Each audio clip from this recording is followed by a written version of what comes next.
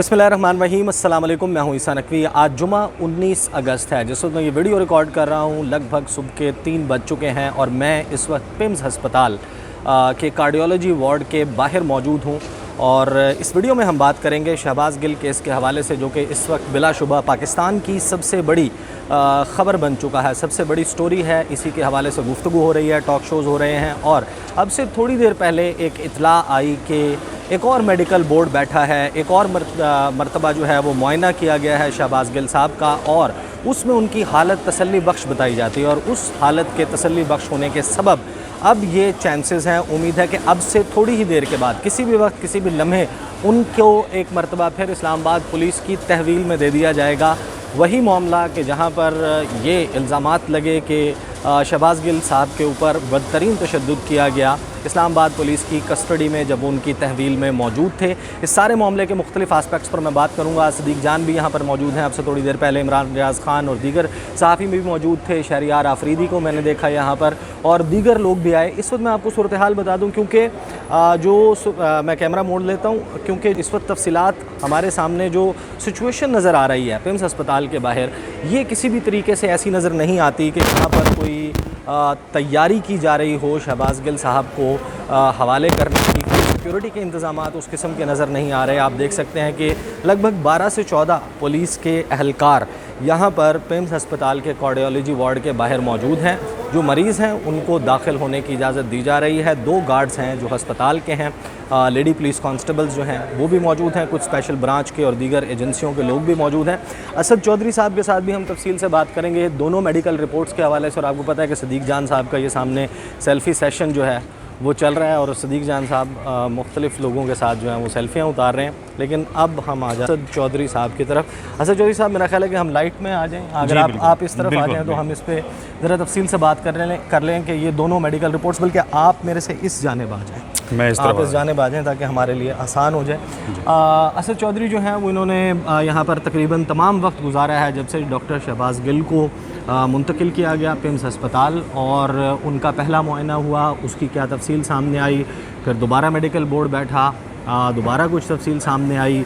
Twitter के ऊपर आप देख रहे हैं एक जंग चल रही है हुकूमती सहाफ़ियों की, फिर पाकिस्तान तहरीक इंसाफ के साथ जो हमदर्दियाँ रखते हैं उनकी।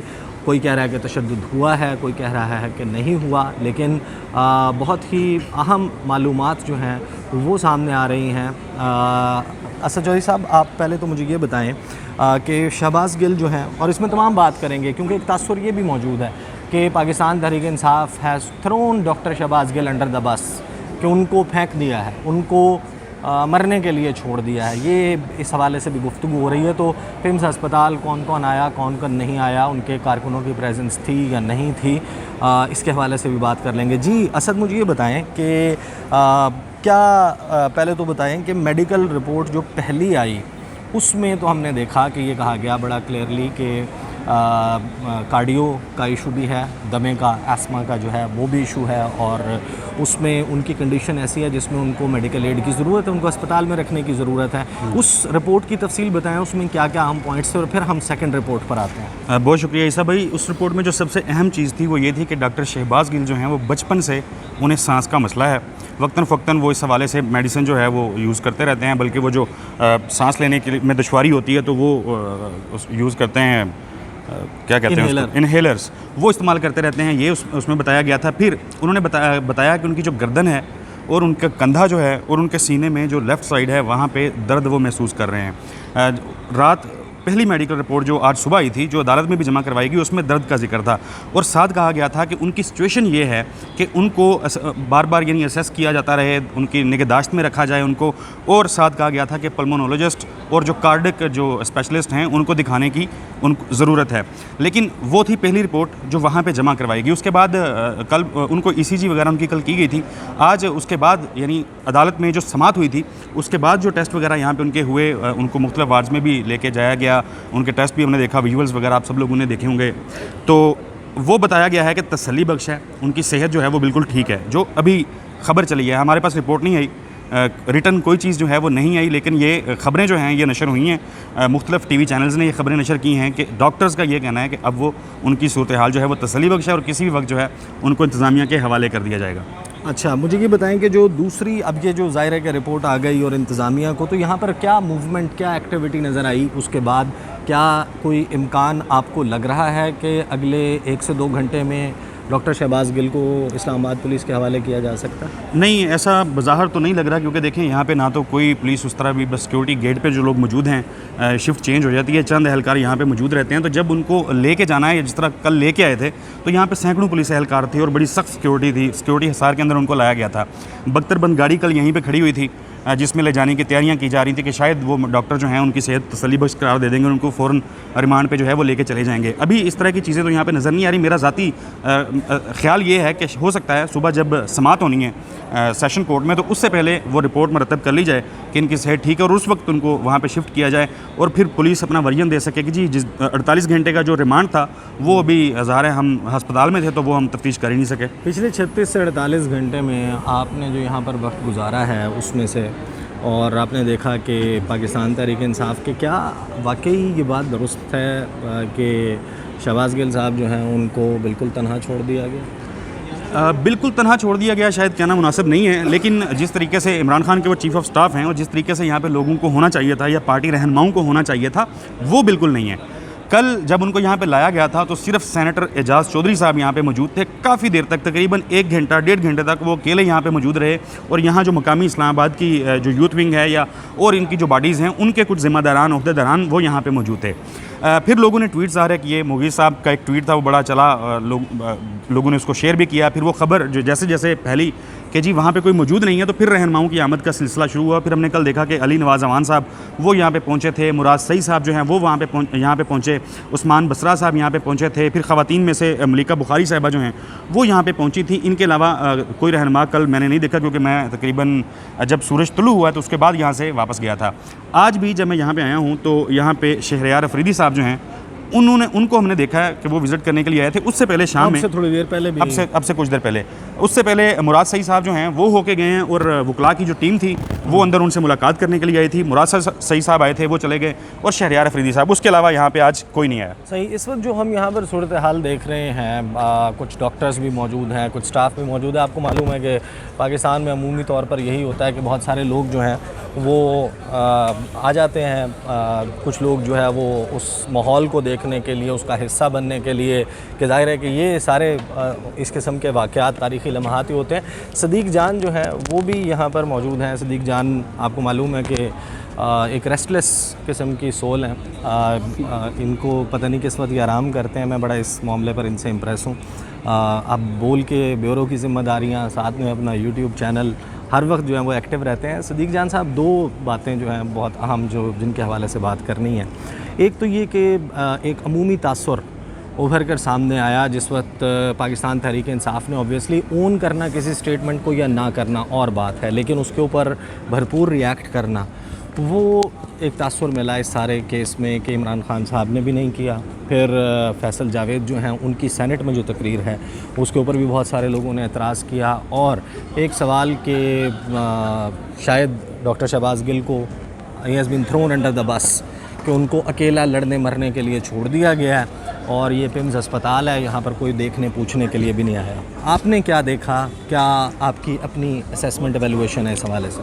मैं थोड़ा सा आगे आ जाएं, मैं आपको अगर इस सारे किस्से को 2 मिनट में इसको कंक्लूड कर देता हूँ, ये बहुत इंपॉर्टेंट है। देखिए, एक तो बात यह है कि डॉक्टर शहबाज गिल जो हैं वो तहरीक इंसाफ के अंदर इस वाक़े से पहले उनके ऊपर बड़े तहफ़्फ़ुज़ात पार्टी के लोगों को रहते हैं। 2 तरह के लोगों के तहफ़्फ़ुज़ात हैं। एक वो हैं, ज़ाहिर है, जो भी एक तो पार्टी लीडरशिप के करीब होना, हाँ, और कोई और करीब होता है, हाँ, एक ये वजह से फैक्टर भी होता है। एक ये होता है। दूसरा, कुछ लोगों का एक ख्याल है कि वो जिस तरह से हर बंदे को टेक ऑन करते हैं, मीडिया से लड़ाई करते हैं, वो उनका वो समझते हैं ठीक नहीं, जारहाना रवैया ठीक नहीं है, उनकी पॉलिसी से इख्तलाफ करते हैं। तीसरी वो है कि तहरीक इंसाफ के अंदर एक बड़ी तादाद है जो पॉलिटिकल ऐसी शख्सियात हैं, लोग हैं जो इलेक्शन लड़ के आते हैं। वो कहते हैं कि इलेक्शन तो भाई हम लड़ के आते हैं, 1.5 2 लाख वोट हम लेके आते हैं, हल्के हमारे हैं, ये क्या मतलब जो गैर मुंतखब अफराद हैं वो कैसे करीब आ जाते हैं और क्यों आ जाते हैं। तो ये तीसरी वजह है। फिर उनके पंगे शंगे भी कोई पार्टी के अंदर जैसे चलते रहते हैं, ग्रुपिंग होती है सारे। और तहरीक इंसाफ में माशाल्लाह पाकिस्तान की वो वाहिद जमात है जिसमें सबसे ज़्यादा ग्रुपिंग है, और बहुत शदीद किस्म की ग्रुपिंग है। अच्छा, ये है वजूहत। अच्छा, फिर ये हुआ कि ये अभी जो है ना, खान साहब ने क्यों इससे डिस्टेंस के इस बयान से बड़ी मोहतात रवैया अपनाया, उसकी वजह यह है कि सबसे इंपॉर्टेंट मैं आपको बात बता देता हूँ जो किसी ने नहीं किया अभी तक। देखें, ये जब से इमरान खान को उतारा गया ना, पहली मरतबा ऐसे हुआ कि ये बयानियाँ किसी हद तक फ़ौज के अंदर जो इमरान खान को एक्सपोर्ट है, मतलब जो ज़ाहिर है जो एक फ़ौज के अंदर एक बंदा है उसने वोट तो देना है ना, या वो पीपल्स पार्टी को देगा या नून लीग को देगा या पीटीआई को देगा, किसी को देगा, उधर ज़ाहिर है इमरान खान का वोट बैंक जो है वो ज़्यादा है, ठीक है, इसमें तो कोई शक ही नहीं है। और फिर इमरान खान फ़ौज के हवाले से जो उनका माजी में मौक़िफ़ रहा है, अभी भी टीवी चैनल्स के ऊपर तकरीरों के ऊपर वो आपके सामने है कि मुझसे ज़्यादा फ़ौज की पाकिस्तान को ज़रूरत है, फ़ौज ना हुई तो पाकिस्तान 3 टुकड़े हो जाएगा। पहली बार ऐसे हुआ कि वो लोग जो उन लोगों को भी वो कंफ्यूज हो गए ना कि यार ये क्या किया है, मतलब एक ऐसा बयानिया बना पूरे टीवी चैनल्स के ऊपर और हर जगह के ऊपर कि पीटीआई को लगा कि यार ये बहुत बड़ा ब्लंडर कर दिया शहबाज गिल साहब ने। और दूसरा ये कि वो पीटीआई जो 17 जुलाई तक और उसके बाद तक जो तेज़ी से मतलब ऐसे पॉपुलैरिटी के ग्राफ्स को क्रॉस करती जा रही और थी। अटैकिंग पोजीशन में थी, पहली मरतबा वो डिफेंसिव पोजीशन में आ गई, क्योंकि इतना इस तरह से घेरा गया ना इन सारी चीज़ों को। एक तरफ वो कैंपेन चल पड़ी थी हेलीकॉप्टर हादसे वाली, एक जो है वो ये वाला हो गया, उधर से तोशाखाना रेफरेंस, इलेक्शन कमीशन वाला फैसला, FIA के नोटिस, फलाना ढींगना, मल्टीपल चीज़ें थी। तो तहरीक इंसाफ ऑलरेडी बहुत क्राइसिस में थी और इमरान खान साहब इन्फॉर्मेशन की बुनियाद पर ये समझते हैं कि अगला 1 माह अहम है, इसी में जो है वो सब फैसले होने हैं।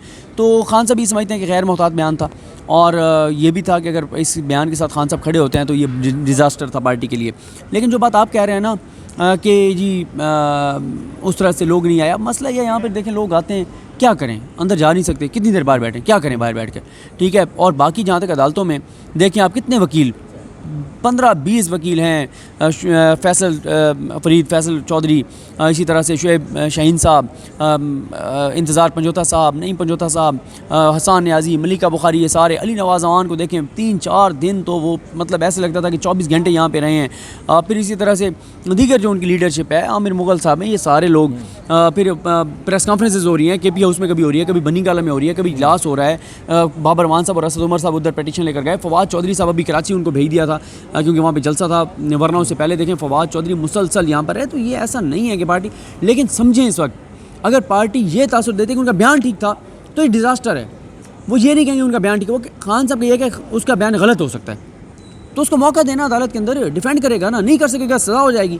लेकिन टॉर्चर करने का क्या तरीका है, ये एक सारे मामले। एक अजीबोगरीब इश्तहार आया इस्लामाबाद पुलिस की तरफ से कि अगर आप गवाही देना चाहते हैं, आपके पास कोई शहादत, कोई सबूत, कोई चीज़ मौजूद है कि शहबाज गिल के ऊपर इस्लामाबाद पुलिस की तहवील में होते हुए, हिरासत में होते हुए तशद्दुद किया गया, तो वो सामने लाएं।